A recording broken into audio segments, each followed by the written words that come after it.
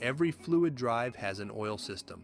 Some systems are on other levels, and some, like this design, are next to the fluid drive.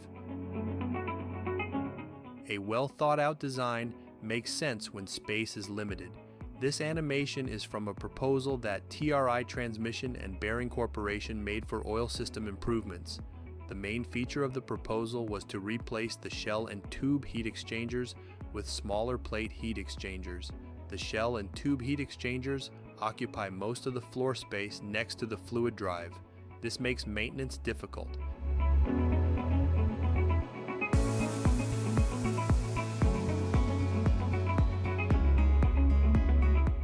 This is a motor-driven variable speed fluid drive. It controls the speed of a large fan. The circuit diameter is 31 1/2 inches. The circuit diameter, along with the speed of the motor, determines the amount of power that the fluid drive can transmit.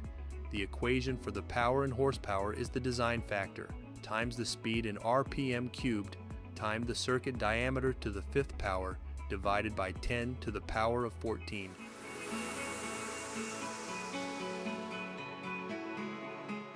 The design factor is approximately 2.1, but it depends on many design details such as the pocket shape, the vane angles, and the circuit oil flow rate.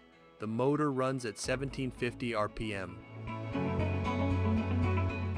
With a 2% minimum slip, the maximum output speed is 1714 RPM.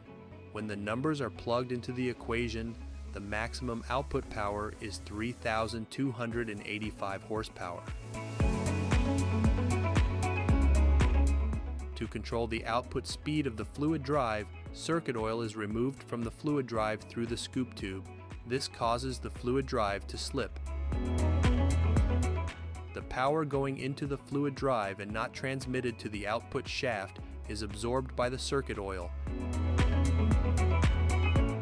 The heat exchangers remove the heat from the oil. Properly sizing the fluid drive heat exchangers is crucial. Contact TRI, Transmission and Bearing Corporation, if you are interested in learning more about fluid drives. We hate automated phone systems too. If you call us at 800-363-8571 during business hours, a real person will answer the telephone.